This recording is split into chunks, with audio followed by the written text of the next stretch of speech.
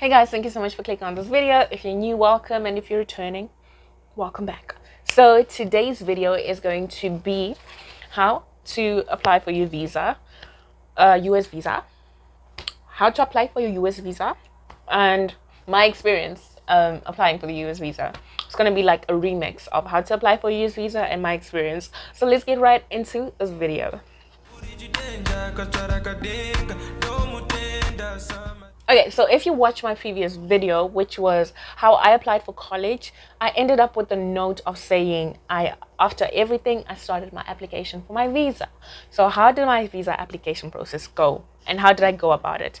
All right, so my visa application process, first thing first, I went onto the US Embassy website, okay? The US Embassy website, I went on it, and then I clicked on where it says visas, and then I clicked on student visa, and then I looked at all the documents that were needed, all right? So the documents that were needed were a passport, which was valid for at least 6 months, a non-immigrant visa application, which is the form DS-160. And so this form DS-160, what I would do, because in Zimbabwe, I am Zimbabwean, I know Zimbabweans. There's a lot of agents that want to help you. If you're gonna use an agent, make sure you give them like your actual, like proper information, everything that is true. Okay, be honest, my people. Don't go around, because they're gonna know. Okay, nobody's gonna know. They're gonna know. They're gonna know. But if you try to go know all those like answers that you're going to be putting in there, but I advise you to be as honest as possible, because there's no way of lying about your truth. You know what I mean? Or like forgetting your own truth. That's because they catch you out. If they realize you are lying, you are hesitating, you might just miss your visa opportunity. Okay, so once you filled out the DS-160 form, you get a confirmation page where there's like a barcode on there. So you have to print out this confirmation page. You're going to take this with you for your appointment, okay? And then another thing that they need is a photo, which is 2 inches by 2 inches. It's not the normal passport size photo.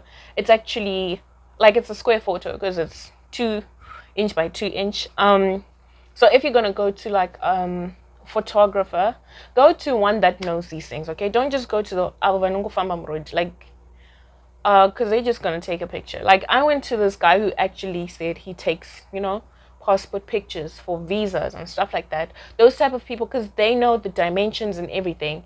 So that's where I took my pictures, and he did all the stuff for me. And yeah, he just sent me the pictures. So he printed them out, and I also asked him to send them to me digitally. So that's what I did, okay? And then you also need your form I-20. I-20. That's probably like my favorite word when it comes to speaking about any form of application to come to America, because this is like your passport into America. Your passport comes second after the I-20. That's how I feel about it. I'm not saying like that is the gospel, like that is it, no. That's just how I feel. Your I-20 is more important than your passport, in my opinion, because you leave your I-20. Like, what do you want here if you don't have your I-20? And then you need your application fee. Okay, so another thing, you have to show your academic preparations, which is like your documents, from high school and all of that. And if you took any placement tests. Yeah, so really, guys, if you watch my how to apply for college, those academic documents that you're required to apply into college with, just bring those with you as well, okay? Just bring those with you. And then your intent to depart from the US after college. So we know not a lot of people intend on going back to their countries after coming here, but you still have to say, if they're going to ask you in that interview, are you planning on coming back? The answer is always going to be yes. Even if you're planning on staying in America, building your life in America, never say that. Never say that. Ain't nobody got to know that. That's your business and your business only. You always have to say, yes, I'm intend on coming back, and have a good story. If you have a business, on a serious note, guys, if you have like a business or like a family, if you have like children and stuff like that, you can mention to them that, you know, my family is here, I have a house, you know, like if you have those types of different things. For me, it was like, man, first of all, I'm so young, like, which might also be like a red flag, but like I told them, I was like, my family has like a ministry, and you know, they're starting it up, and I do plan on coming back and helping out, which is all true. I did not lie in all that I said. I plan on helping out. Who knows, maybe I plan on helping out by sending money. But not going fully back or just visiting up on the apple. But anyways, that's not the point. The point is, you have to show that you have an intent to return to your country, okay? And then how will you pay for all your education, living expenses, travel, etc., etc.? So they want to see how you're going to be able to maintain yourself and not be a burden to the country, okay? So when you're filling out like your DS-160, like on the US Embassy, you're going to be required to pay what is called like a service fee. The service fee is $350. Well, when I applied, it was $350. So you're required to, you know, do that and print out a receipt, okay? Or some form of proof that shows that you paid that amount. Okay, cool. And then once you are at the, oh, and also while you're on the DS-160, that on the US Embassy, you're going to choose an appointment date, okay? Your appointment date, let's say it's on a Monday, you're going to choose a Monday, and then you go, and when you go to the place, then you give them your 160 application fee. When I applied, this is how much I paid: 160 application fee. And to this day, I looked at these prices, it's still the same. To this day, August 2022, it's still the same prices. 160 application fee, you're going to give them at the what are those things called? At the counter, and then you're going to go into the next line and then give them your papers, and then to the next line and wait for your interview. Okay, cool. Now for my experience. I know I live in Chegutanditi, so my family drove all the way to Harare. We stayed at my aunt's place. We slept over there, and then the next morning we went to the US Embassy, and then I went in there. You leave everything outside, literally. Like you go, and it is so like the security is top notch. I walked in there, they took like my cell phone and everything. You go through like metal detectors, and then you go in there just with your paperwork, honestly. And then we sat under a shed, and Toki Vibes was there. Honestly, when I first saw him, I didn't even recognize the dude. And then when he left, I was like, wait, that was Toki, because his mannerisms were a bit off, like he wasn't normal. What I mean by that is like he was expecting to be celebrated as a celebrity, whereas everyone was just like, oh, I'm here to get my visa, I don't want to be denied. So everyone was under stress. He literally like walked past and he was like, yeah. But anyways, out of the point, Toki Vibes is a Zimbabwean artist, for those who do not know. Okay, ball. So, and then I went in, paid my there was a long line, paid my application fee, went into the next line, gave them my paperwork. They put it in a folder, gave it to my consular who was going to interview me.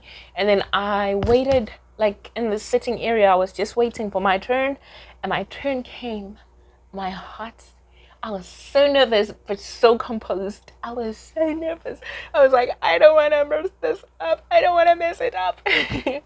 Anyway, but I was also confident. Like, I was not overly confident. I always say this: don't ever be overly confident. Because to me, okay, maybe it depends, honestly. Because there was this other lady, she was overly confident, and she still got her visa. How do I know? When they do this visa appointment thing, it's not like a separate room, there's privacy. No, it's literally like there's like counters, right? And then there's a glass that separates you and the consulars and everyone who works in the embassy. Okay, so it's almost like a hall where you all sit and you can hear the whole conversation that whoever is being interviewed is having. So you hear this person being told, I'm sorry, I will not be able to give you this visa because I don't believe that your intentions are g. And then you're there, you're like, what if? It's stressing. But anyways, my turn came. My stomach was just my stomach, my heart. Wait, the teacher, I was scared. But then I was also composed. He asked me a few questions, you know. What are you studying? Why did you choose this? Where do you live? Who are you going to live with? What's the address? He actually asked me where I'll be living, and I memorized the address. I was like, I'll be living at I don't think that's the right address. He's like, no, you don't need to know the address like fully. And then I was like, phew, okay. And then how do my parents know these people I'll be staying with? Blah blah blah blah blah. You know, he asked like just questions, but then it was also quite a conversation. But with every question, he was writing something down, and I'm like, I hope I'm not like, you know, when you're writing an exam or something. I don't know if you guys had this type of experience, but when you write something and then you give, like it's an exam, and then you give the teacher, and you stand there and you see her mark your paper. That is what it felt like. And then after that whole experience, he was like, oh, I noticed that you haven't paid your service fee. My heart dropped. Like my heart already was slowly sinking. But at this point, it just dropped. And I was like, oh my Lord, does this mean I need to start this whole process over?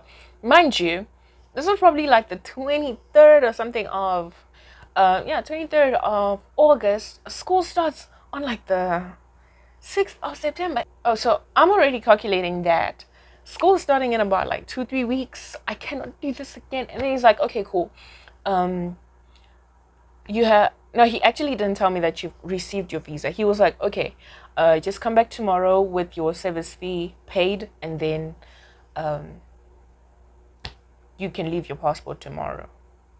And I was like, what? Like literally, I was not sure whether I got the visa or did not get the visa. I was like still a bit confused. I was like, what? So pretty much what happened was then I left. I hadn't gotten the visa, like literally handed in my visa. But then I went home, we paid for the service fee, okay? And then I came back the next day, and on the next day I handed in my passport. It was on a Wednesday, I believe. Or no. It wasn't on a Wednesday. I picked it up. I don't know. It was on a Monday or Tuesday. A Tuesday. That's when I had to go back again. And then I handed in my passport, and they were like, okay, cool. You can come back and take your passport and visa on Friday. I came, I took my visa, and on that Friday, that is when I was leaving. I booked my flight for Friday. And I left on Qatar Airways, and on the 28th of August, I landed in America. And here I am, 18th of August, 2022. So that was like 28th of August, 2021, I left Zimbabwe. Now it's 18th of August, 2022. I am in America. I haven't seen my little brother. Yeah, but anyways, that was my experience. Don't forget to pay your service fee so you don't go through the hustle, but also have all your things in order, okay? Like, have all your things in order. Always be 2 steps forward. Don't be overly confident, but also be very composed, okay? Cool. All right, thank you so much for watching this video. Don't forget to like, comment, share, and subscribe. Don't forget to tell your friend to tell their friend to come and watch this video. Bye. See you.